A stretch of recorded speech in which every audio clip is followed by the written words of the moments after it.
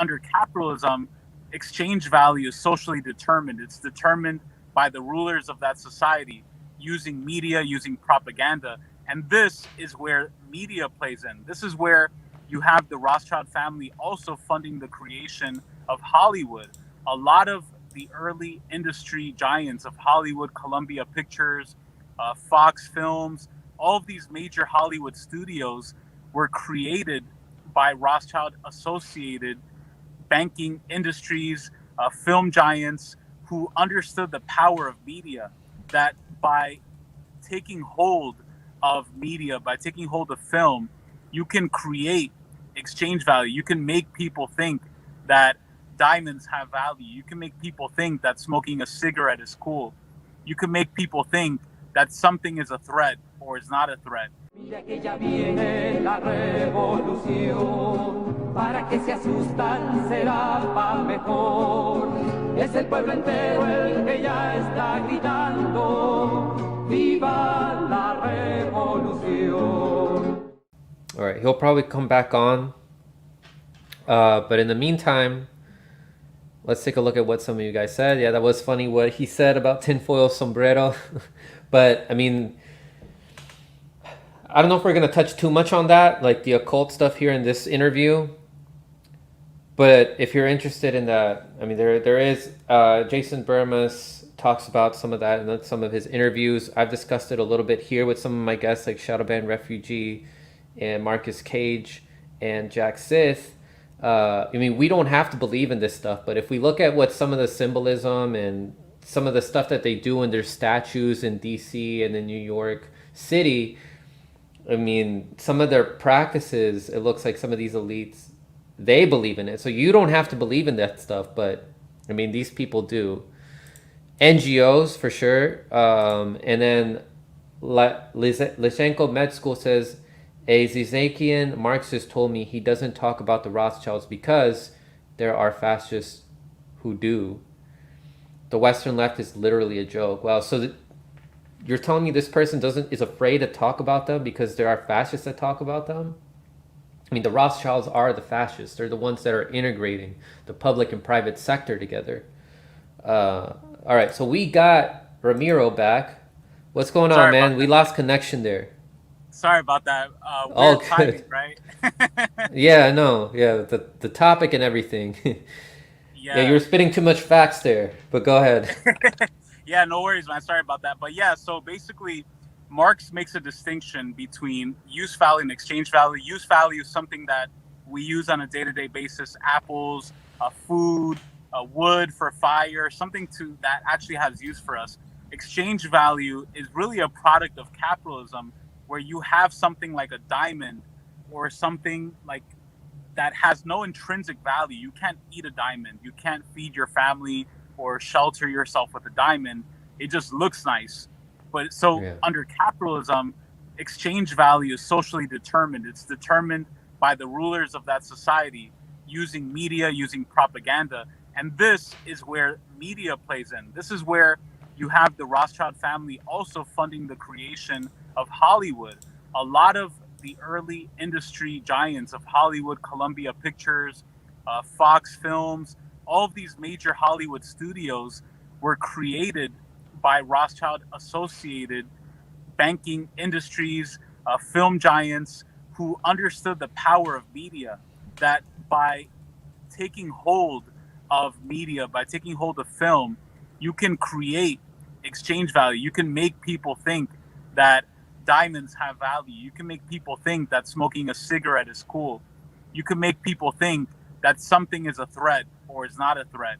And this ties in with the power of media today, where they've created the setup where if in any way you critique the Rothschild family or many others, it's not even just the Rothschild, there's so many others who are like them, who do these banksters that I like to call them, capitalists, who do these sort of schemes and maneuvers. If you call them out, all of a sudden you're crazy, you're a conspiracy theorist, you're hateful. And it's the perfect setup because now they draw up in the media the image of the paranoid. I don't know, Franco, if you have you seen that commercial on YouTube for Kayak? Do you know what Kayak is? Yeah, I know what kayak is. Is So it? it's I like don't know that. about if there's a brand, but I know what kayaking is. Like that little boat that you get on when you stream on a stream.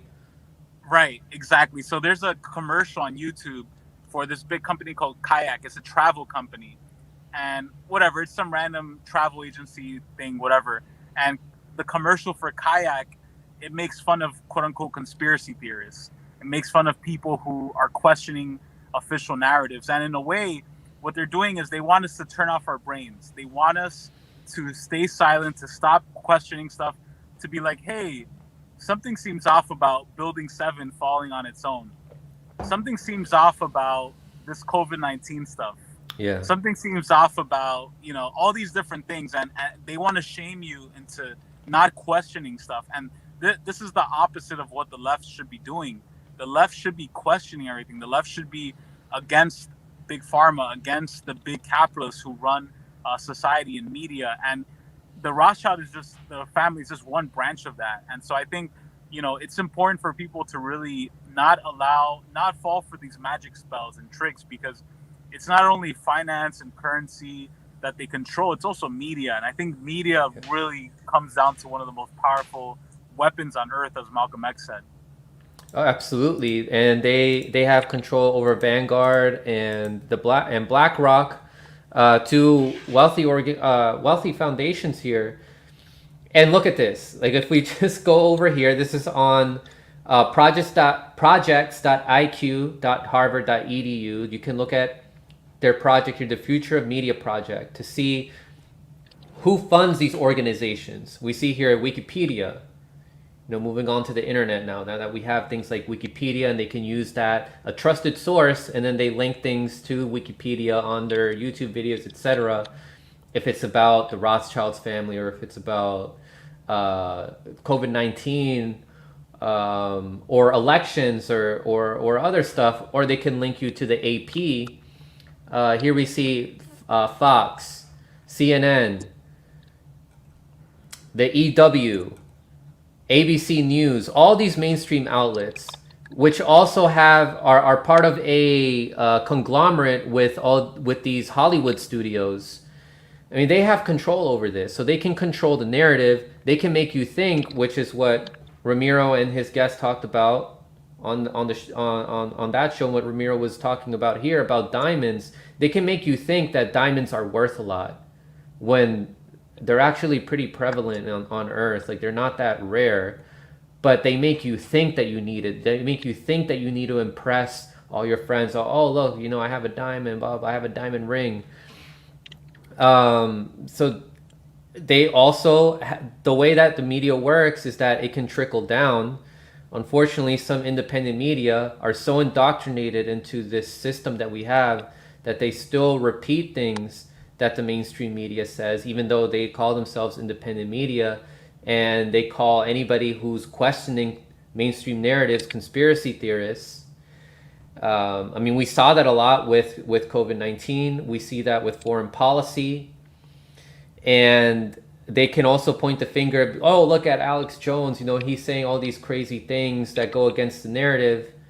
But Yep. You could question, like, maybe they have people like Alex Jones there to make people who question narratives look ridiculous. Exactly. Do you think about the timing in which he became more of a prominent figure during 9/11, and when he started doing all these ridiculous things? Like, I mean, we should question that. Just because someone ridiculous is going against some narrative doesn't mean that some of the stuff that they're saying isn't true. Of course, a lot of the things that they're saying, they're blowing out of proportion and it becomes untrue. That's why it should be up to you guys to look deeper into the evidence yourself and determine what is true and what's not. Ramiro, you have any comments about that? Dude, that's such a great point, man, because Alex Jones, I think, is a perfect example of somebody who's used as a scarecrow, somebody who's used as a control valve for the imperialists. And I find it interesting that Alex Jones, he's playing the role, he's playing a character of a quote-unquote conspiracy theorist. And in a way, you just by looking at who he critiques and who he doesn't, you can see who his masters are.